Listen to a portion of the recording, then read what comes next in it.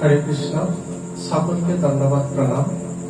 তো আসুন আমরা শ্রী গুরুদেবের কৃপায় কৃষ্ণ কথায় আসব। আজকে আমাদের আলোচনার বিষয় যে সব থেকে বড় বৈষ্ণব সেবা কি, কিভাবে সেবা দিলে সব থেকে বড় বৈষ্ণব সেবা হয়, এটাই হচ্ছে আমাদের আলোচনার বিষয়। মহাপ্রভু তার শিক্ষায় বলছেন যে জীবে দয়া, নামে রুচি, বৈষ্ণব সেবন, ইহা বিনা ধর্ম নাই, শুনো সনাতন। তো হরে কৃষ্ণ, এখানে এটাই আমাদের আলোচনার বিষয় যে মহাপ্রভু কাকে বলছেন? সনাতন গোস্বামীকে এই কথা বলছেন যে জীবে দয়া, নামে রুচি, বৈষ্ণব সেবন, ইহা বিনা ধর্ম নাই, শোনো সনাতন। যা কিছু এই তিনটের বাইরে সেগুলো ধর্ম নয়, যেগুলো এই তিনটের মধ্যে পড়ে সেটাই ধর্ম। ওই জন্য মহাপ্রভু বলছেন ইহা বিনা ধর্ম নাই। এখানে এক জায়গায় কি বলছেন? বৈষ্ণব সেবন, বৈষ্ণবের সেবা করা ভীষণ একটা গুরুত্বপূর্ণ অঙ্গ আমাদের ভক্তি জীবনের ক্ষেত্রে, বৈষ্ণবের সেবা করা। তো এখন আমরা আলোচনা করব যে সেবা কি, সেবা বলতে কি বোঝায়।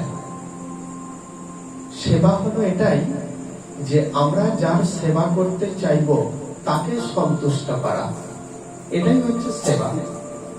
তিনি যদি সন্তুষ্ট না হন তাহলে সেটাকে সেবা বলা যায় না। হ্যাঁ, এইটাই। যেমন ভগবানের সেবা মানে কি করলে ভগবান খুশি হবেন, কি করলে ভগবান সন্তুষ্ট হবেন, এটাই হচ্ছে ভগবানের সেবা। সেই জন্য ভক্তদের মধ্যে দেখা যায় প্রত্যেকের সেবার ধরন আলাদা আলাদা। কেন? ভাব অনুযায়ী। পুরীর জগন্নাথ মন্দিরের এক বালিকা ছিলেন, বেলা, বেলা বেলা নাম তার। তিনি মানে বালিকা, একবারে খুব অল্প বয়স, 9-10 বছর বয়স। তো একদিন বাবার সঙ্গে খেতে কাজ করছেন, এমন সময় তার পাড়ার এক দিদি জগন্নাথ মন্দিরের পূজা দিয়ে তিনি বাড়ি ফিরছেন। তখন সেই বেলা জিজ্ঞাসা করলেন, দিদি কোথায় গিয়েছিলে? নতুন শাড়ি পরে? বললো, আজ আমার জন্মদিন, তো তাই জগন্নাথকে পুজো দিতে গিয়েছিলাম। তো জিজ্ঞাসা করলো, জন্মদিনে বুঝি নতুন শাড়ি পরতে হয়? বললো, হ্যাঁ, নতুন শাড়ি পরলে প্রিয়জন সন্তুষ্ট হন। প্রিয়জন, জন্মদিনে যদি নতুন শাড়ি পরা হয় তাহলে প্রিয়জন সন্তুষ্ট হন। তো সেই বেলা ছোট্ট মেয়ে, 9-10 বছর বয়স তার, তিনি চিন্তা করে নিলেন যে আমার প্রিয়জন বলে তো একজনই আছেন, জগন্নাথ। তাহলে দুদিন পর তো আমারও তো জন্মদিন, তাহলে প্রিয়জনকে সন্তুষ্ট করব। কিন্তু তার বাবার সামর্থ্য নেই জন্মদিনে তাকে নতুন শাড়ি কিনে দেওয়ার। সেই জন্য কি করলেন? সেই জন্য তিনি পাশেই তার এক পরিচিত, বাবার পরিচিত বা তারও পরিচিত এক কাপড় বিক্রেতার কাছে গেলেন যে জেঠু, আমাকে একটা শাড়ি দিতে হবে, এই দিন আমার জন্মদিন। বলে, দেখ, এই শাড়ির দাম আছে, তোকে আমি কিভাবে দিই? বলে, আমি প্রতিদিন আমাদের জমির ক্ষেত থেকে তোমাকে সবজি তুলে এনে দেবো, আমি প্রতিদিন তোমার দোকানে ঝাড় দিয়ে দেবো, সবকিছু গুছিয়ে দেবো, তবুও আমাকে দিতে হবে জেঠু, কারণ প্রিয়জন সন্তুষ্ট হবেন। এখানে উদ্দেশ্যটা কি? ভগবানকে সন্তুষ্ট করবেন, নিজে শাড়ি পরে 5 জনকে দেখাবেন, এই উদ্দেশ্য নয়। তাহলে এই যে ভাবটা, আমরা সেই কাহিনীতে যাব না, তাহলে প্রসঙ্গটা অন্যদিকে চলে যাবে। তো আমরা জাস্ট এটা বলতে চাইলাম, সেই বালিকার ভাবটা কি। এই যে নতুন শাড়ি পরলো, এই নতুন শাড়ি পরাটাও কিন্তু ভগবানের সেবা। আমরাও তো নতুন শাড়ি পরি, বস্ত্র পরি, সেটা কি ভগবানের সেবা হয়? বলে সেটা হয় না। কেন হয় না? আমরা করি তো অন্য মানুষকে দেখানোর জন্য বা অন্য কাউকে দেখানোর জন্য, তাই এটা ভগবানের সেবা নয়। কিন্তু সেই বেলার উদ্দেশ্য ছিল কি, প্রভু জগন্নাথকে সন্তুষ্ট করবেন, জগন্নাথ সন্তুষ্ট হবেন আমার এই জন্মদিনে নতুন শাড়ি পরে আমাকে দেখলে তিনি সন্তুষ্ট হবেন। তাহলে এইটাই সেবা কথার অর্থ, এইটাই কি না, যার সেবা করতে চাই তার সন্তুষ্টি বিধান করাটাই হচ্ছে বৈষ্ণব সেবা। এবার বৈষ্ণব সেবা যদি বলি, তাহলে সেই বৈষ্ণব কিসে সন্তুষ্ট হন? কারণ বৈষ্ণব তো সদা সর্বদাই সন্তুষ্ট, তিনি অসন্তুষ্ট কোনো মুহূর্তেই নন, সদা সর্বদাই সন্তুষ্ট। সন্তুষ্টি তার জীবনের ভূষণ। বৈষ্ণবের ভূষণ হচ্ছে কি সন্তুষ্টি। গীতা সেই ভক্তের গুণ বর্ণনা করছেন কিরকম না, গীতার 2য় অধ্যায়ের 56 নম্বর শ্লোকে কি বলছেন, দুঃখে সুয়ানতে বিঘ্নমনা সুখে সুবিগত স্পৃহঃ বিতরাগ ভয় ক্রোধ স্থিত ধীর মুনির উচ্চাতে। কি বলছেন, দুঃখ উপস্থিত হলেও যিনি উদ্বেগ প্রকাশ করেন না, দুঃখে তিনি উদ্বিগ্ন নন, সুখে সুখ আসলেও তার জীবনে তিনি স্পৃহা করেন না যে এইটাই আমার থেকে যাক, এই জীবনটা যেন সারা জীবন থেকে যায়, সুখটাকেও তিনি স্পৃহা করেন না। যিনি আসক্তি, ভয় এবং ক্রোধ থেকে মুক্ত, তিনি হলেন স্থিতপ্রজ্ঞ ব্যক্তি বা সেই বৈষ্ণব। তাহলে বৈষ্ণবের সংজ্ঞা এটাই, অর্থাৎ বৈষ্ণব সুখে দুঃখে সর্বদাই সন্তুষ্ট। তাহলে তাকে কিভাবে সন্তুষ্ট করা সম্ভব? আবার তার পরের শ্লোকেই 2য় অধ্যায়ের 57 নম্বর শ্লোকে বলছেন, য সর্বত্র নভিস্নেহস্তত্ত্ব প্রাপ্য শুভাশুভম নাভিনন্দতি ন তিষ্ঠি তস্য প্রজ্ঞা প্রতিষ্ঠিতা। অর্থাৎ যিনি সকল বস্তু ও ব্যক্তিতে আসক্তি রহিত এবং শুভ ও অশুভ বস্তুর প্রাপ্তিতে প্রসন্ন বা দেশ করেন না, তিনি হচ্ছেন স্থিতপ্রজ্ঞ বা সেই কৃষ্ণের শুদ্ধ ভক্ত। তিনি কৃষ্ণের শুদ্ধ ভক্ত হওয়া খুবই কঠিন, যদিও অনুশীলন করলে তার কৃপাতে হওয়া যায়। এইটাই, সকল পরিস্থিতিতেই তিনি সন্তুষ্ট, তিনি কোনো কিছু আশাও করেন না আর কোনো কিছুতে নিরাশাও হন না। এইটাই অর্থাৎ দেখা যাচ্ছে যে ভক্ত যেহেতু সর্বদাই সন্তুষ্ট, তাকে আবার কিভাবে সন্তুষ্ট করবে? 1 নম্বর, আবার যেহেতু সমগ্র জড় বিষয়ের প্রতি আসক্তি রহিত ভক্ত, তাই কোন জড়জাগতিক বস্তু প্রদান করে ভক্তকে কখনো সন্তুষ্ট করা যায় না। সমস্ত জড়জাগতিক বস্তুর প্রতি তিনি আসক্তি রহিত। তিনি সুবর্ণকেও যে দৃষ্টিতে দেখেন, একটা মাটির ঢেলাকেও সেই দৃষ্টিতে দেখেন। তাহলে তাকে জড়জগতের কোন মূল্যবান বস্তুটা দিয়ে তাকে সন্তুষ্ট করা সম্ভব? তাই না? এইটাই যে ভক্ত তার সমস্ত ইন্দ্রিয় দিয়ে ভগবানের সেবা করতে করতে তার ইন্দ্রিয়গুলোকেও কি করে ফেলেছেন? শান্ত, প্রশান্ত করে ফেলেছেন। আমাদের ইন্দ্রিয় তৃপ্তির উপকরণ যদি কেউ প্রদান করেন, তাহলে আমরা সন্তুষ্ট হই, কিন্তু ভক্তের তো সেই স্পৃহাটাও নেই। সমস্ত ইন্দ্রিয় দিয়ে ভগবানের সেবা করতে করতে করতে তার জড়জগৎকে ভোগ করার বাসনাটাই নিঃশেষ হয়ে গেছে। তাহলে ইন্দ্রিয় তৃপ্তির উপকরণ দিয়েও সেই বৈষ্ণবকে সেবা সন্তুষ্ট করা যায় না, অর্থাৎ বৈষ্ণবের সেবা করা যায় না, বৈষ্ণবের সেবা হয় না। তাই তো? তো আমরা প্রায় শুনি যে বৈষ্ণব সেবা দেব, বৈষ্ণব সেবা। সেখানে কি করি আমরা? বৈষ্ণবকে বাড়িতে নিমন্ত্রণ করে তাকে ভগবানের প্রসাদ নিবেদন করা হয়। ভগবানের প্রসাদ, অন্য কিছু না।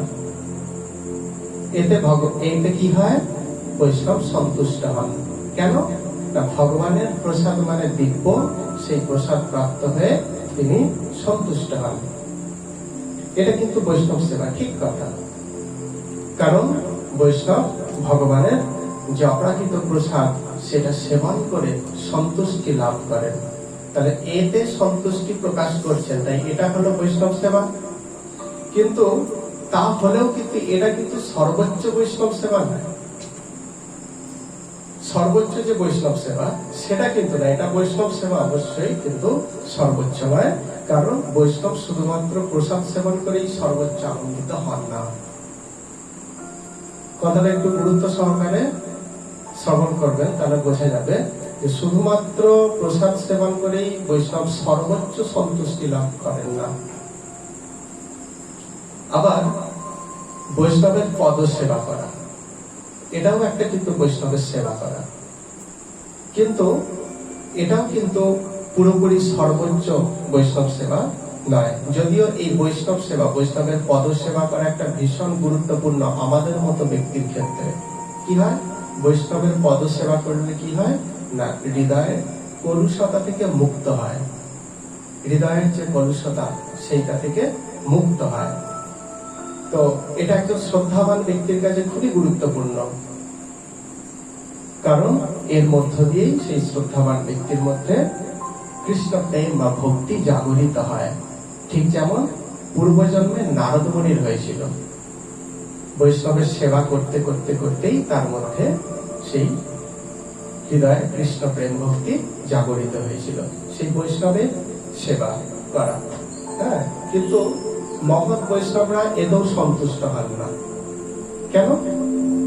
কারণ তারা কারো পদসেবা কামনা করে না। কেউ আমার এসে পদসেবা করুক, এটা তারা কামনা করে না। হ্যাঁ, তো এটা যেহেতু তাদের কামনা নয়, তাহলে এর দ্বারাও তারা সর্বোচ্চ সন্তুষ্ট হন না। আমরা গুরু মহারাজের পদসেবা করার জন্য কত চেষ্টা করি, মহারাজ চরণ স্পর্শই করতে দেন না। মহারাজ একটু সেবা তো করতে দিন। মহারাজ তখন বলেন, যদি সেবা করতে হয় ভগবানের নাম প্রচার করো, এটাই আমার সেবা, পদ সেবা করে লাভ নেই, এটাই বলে থাকেন। তো এইটাই যে এতেও কিন্তু তিনি সর্বোচ্চ সন্তুষ্ট হন না পদ সেবাতে।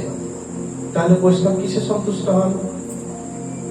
অর্থাৎ সব থেকে বড় বৈষ্ণব সেবা কি না, একজন প্রকৃত কৃষ্ণ ভক্ত বা বৈষ্ণবের প্রধান লক্ষ্য হলো আপনি আচরণ ধর্ম জীবের শেখাও, মানে নিজে আচরণ করবে এবং সেই আচরণটা জীবকে শেখাবে। এই শেখানোর অর্থ কি? প্রচার করা। কি বললাম? শেখানোর অর্থ প্রচার করা, জগতে কৃষ্ণের উপদেশটা প্রচার করা। অর্থাৎ বৈষ্ণব জগতে কি করতে চান না, তার প্রভু ভগবান শ্রীকৃষ্ণের নাম, গুণ, মহিমা বা সর্বোপরি উপদেশ, ভগবান যে উপদেশ দিয়েছেন বদ্ধ জীবেদের জন্য, সেই উপদেশ প্রচার করতে চান জগতে। কারণ বৈষ্ণব সব থেকে বড় দয়ালু। তিনি দেখেন জীব দুঃখ কষ্ট ভোগ করছে, এর কারণ কি? এর কারণ হচ্ছে একটাই, জীব কৃষ্ণ নিত্য দাস, যবে ভুলে যাবে অতএব মায়া তার গলায় বাঁধিবে। জীব কেন দুঃখ কষ্ট ভোগ করছে? সে কৃষ্ণের দাস, এটা ভুলে গেছে, ভুলে গিয়ে সংসারের দাসত্ব করছে, কৃষ্ণের দাসত্ব করছে না। সেই জন্য মায়া তার গলায় ফাঁস দিচ্ছে। এখানে ফাঁস দিচ্ছে বলতে নানা রকম দুঃখ কষ্ট দিচ্ছে, রোগ শোক জ্বালা যন্ত্রণা, এই নানা রকম পরিস্থিতি দিচ্ছে, এর দ্বারাই আমরা দুঃখপ্রাপ্ত হচ্ছি। তো বৈষ্ণব চান জীব দুঃখ কষ্ট ভোগ করছেন, জীবকে সেই কৃষ্ণ সেবার পথে, কৃষ্ণ সেবার পথটা দেখিয়ে দেওয়া, অর্থাৎ প্রচার করা। আমরা যদি বাড়ি বাড়ি গিয়ে বলি এই কৃষ্ণ সেবা করো, কেউ করবে? কেউ করবে? কেন করবো? আগে জিজ্ঞাসা করবে। কিন্তু আমাদেরকে প্রচার করতে হবে ভালো করে। কিভাবে? কেন কৃষ্ণের সেবা করবে তুমি, সেটা জীবের চেতনায় পৌঁছে দেওয়া। যখনই আমরা পৌঁছে দেওয়ার জন্য প্রচেষ্টা করবো, সেটাই তো প্রচার। তাহলে বৈষ্ণবের লক্ষ্যই হচ্ছে জীবকে এই জড়জগতের দুঃখ কষ্ট থেকে মুক্ত করে তার চিৎ জগতে ফিরিয়ে দেওয়া। এর জন্য তাকে পরিশ্রম করতে হয়। কি করতে হয়? প্রচার করতে হয় বদ্ধ জীবের উদ্দেশ্যে। তো আর এর মধ্যেই তিনি সর্বোচ্চ সুখ শান্তি আনন্দ প্রাপ্ত হন। একজন বৈষ্ণব যদি ভগবানের নাম প্রচার করতে পারেন, ভগবানের উপদেশ যদি জগতে প্রচার করতে পারেন, তবে তার মধ্য দিয়েই সেই বৈষ্ণব সর্বোচ্চ সন্তুষ্ট হন। তাকে 56 ভোগ দিয়ে সেবা দিলে, তার পদসেবা করলে যত না সন্তুষ্ট হন, তার থেকে অধিক অধিক অধিক পরিমাণে সন্তুষ্ট হন সেই বৈষ্ণব, যখন তিনি কৃষ্ণের নাম প্রচার করতে পারবেন এবং জীবকে সেই কৃষ্ণের পথ দেখাতে পারবেন, কৃষ্ণ ভক্তির পথ দেখাতে পারবেন। সেটাই হচ্ছে তার সব থেকে আনন্দের বিষয়, প্রশান্তির বিষয়, সেটাই তার সব থেকে সুখের বিষয়। হ্যাঁ, কারণ জীব তখনই প্রশান্ত আনন্দময় হয়ে ওঠে। জীব, আমরা তো কেউ আনন্দময় হয়ে উঠতে পারছি না, কিন্তু জীব তখনই আনন্দময় হয়ে উঠতে পারবে যখন সে কৃষ্ণ ভক্তির পথে চলতে আরম্ভ করবে।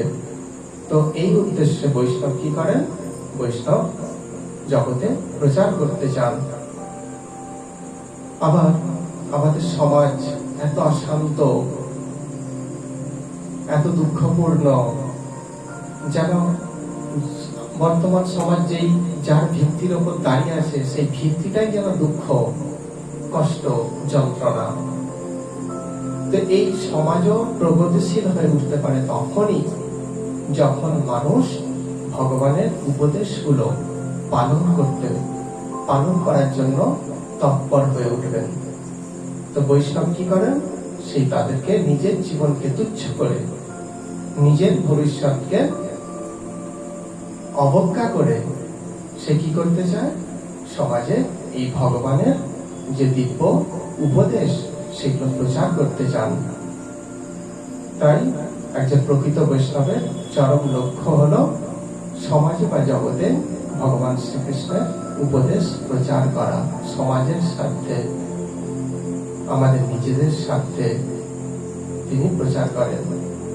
আর এই কাজে তাকে যিনি সহায়তা করেন, বৈষ্ণব তার প্রতি সর্বোচ্চ সন্তুষ্ট হন। কি বললাম? বৈষ্ণবকে ভগবানের ভোগ নিবেদন করলে সন্তুষ্ট হন, তার পদসেবা করলেও তিনি কখনো কখনো সন্তুষ্ট হন, কিন্তু সর্বোচ্চ সন্তুষ্টি এটা নয়। তিনি সন্তুষ্ট হবেন তখনই, একজন প্রকৃত কৃষ্ণ ভক্ত, যখন কোন ব্যক্তি তাকে কৃষ্ণের নাম প্রচারে সহায়তা করবেন। বৈষ্ণব তার প্রতি সর্বোচ্চ সন্তুষ্টি লাভ করেন বা সন্তুষ্ট হন। তাই সবচেয়ে বড় বৈষ্ণব সেবা কোনটা? বৈষ্ণবকে ভগবানের শ্রীনাম প্রচারে বা উপদেশ প্রচারে সহায়তা করা। যিনি সহায়তা করেন, এই যে আমরা এখানে আলোচনা করছি, দুটো পক্ষ আছে। এক পক্ষ শ্রবণ করছেন, এক পক্ষ বলছেন, পরস্পরের পরিপূরক। যিনি বলছেন, ভগবানের কথা কীর্তন করছেন, তার সামনে যদি শ্রোতা না থাকে, তাহলে এই স্থানে বসে থাকাটাও কি বৈষ্ণবকে সহায়তা করা। এখানে যদি কেউ না থাকতো, আজ কিভাবে হতো কথা? কৃষ্ণের কথা হতো কি? তাহলে এই স্থানে বসে থাকাটাও বৈষ্ণব সেবা, মানে বসে শ্রবণ করা, ঘুমানো নয়। তো এইটাই যে এই স্থানে বসে থাকাটাও কিন্তু একটা বৈষ্ণব সেবা, ভগবানের সেবা সর্বোপরি। বৈষ্ণব তার সেবাতে সন্তুষ্ট হন না। কোন ব্যক্তি যখন কৃষ্ণের সেবা করেন, তখন বৈষ্ণব তার প্রতি সন্তুষ্ট হন, তাকে সমাদর করেন। এইটাই যে তার সব থেকে বড় বৈষ্ণব সেবা যদি বলি, এইটাই যে বৈষ্ণবকে ভগবানের নাম প্রচারে সহায়তা করা। সে যেন তেন প্রকারের সহায়তা। হ্যাঁ, আজ সমাজ দেখুন সত্যে প্রতিষ্ঠিত নেই, ক্ষুদ্র ক্ষুদ্র স্বার্থের জন্য সত্যকে বিকৃত করছে। সত্যে প্রতিষ্ঠিত নেই, সমাজ স্বার্থে প্রতিষ্ঠিত। আর যখনই কোন সমাজ সত্যের বদলে স্বার্থে প্রতিষ্ঠিত হবে, স্বার্থই যখন তার উদ্দেশ্য থাকবে, তখন সেই সমাজ কখনোই শান্তিময় হয়ে উঠতে পারে না। কারণ স্বার্থের জন্য মানুষ এমন কোন নিকৃষ্ট বা জঘন্য কাজ নেই যে সেটা সে করতে পারবে না। স্বার্থের জন্য সব করতে পারবে। স্বার্থের জন্য আমি আপনার বুকে ছুরি চালাতে পারবো, স্বার্থের জন্য আপনি আমার বুকে ছুরি চালাতে পারবেন। তাহলে পরস্পর যদি আমরা পরস্পরের বুকে ছুরি চালাতে চাই, তাহলে সেই সমাজে কতটুকু শান্তি থাকবে, কতটা নিরাপত্তা থাকবে? থাকবে না তো। তাহলে সেই সমাজ কখনোই শান্তিপূর্ণ নয়। কিন্তু যখন সমাজ সত্যে প্রতিষ্ঠিত হবে, তখন কি হবে? প্রত্যেকটা মানুষের সুখ কামনা করবে। যখন স্বার্থে প্রতিষ্ঠিত হবে, তখন মানুষের লক্ষ্য কি? আমি কিভাবে সুখী হব, এমনকি ওই ব্যক্তিকে হত্যা করেও আমাকে সুখ হতে হবে, তখন উদ্দেশ্য থাকবে না। আর যখন মানুষ সত্যে প্রতিষ্ঠিত হবে, তখন কি উদ্দেশ্য থাকবে? নিজের সুখকে অবজ্ঞা করে অপরের সুখ কামনা করবে। তাহলে একে অপরের প্রত্যেকেই যদি আমরা অপরের সুখ কামনা করি, তাহলে সেই সমাজ কত সুন্দর হবে একবার ভেবে দেখুন। তো বৈষ্ণব কি চান? সেই সমাজ প্রতিষ্ঠা করতে, যেই সমাজ সত্যের উপর প্রতিষ্ঠিত হয়ে দাঁড়িয়ে থাকবে।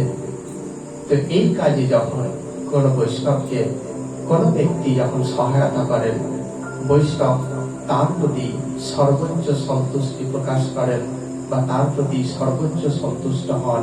আর এটাই হলো সব থেকে বড় বৈষ্ণব সেবা। তাহলে আমরা নিশ্চয়ই কিঞ্চিত হলে উপলব্ধি করতে পারলাম যে সব থেকে বড় বৈষ্ণব সেবা কি। আজকের আলোচনা এখানে আমরা বিশ্রাম দেব। হরে কৃষ্ণ। বাঞ্ছাকল্পতরুভ্যশ্চ কৃপা সিন্ধুভ্যেব চ পতিতানাং পাবনেভ্যো বৈষ্ণবেভ্যো নমো নমঃ। সকলকে ধন্যবাদ, প্রণাম। হরে কৃষ্ণ।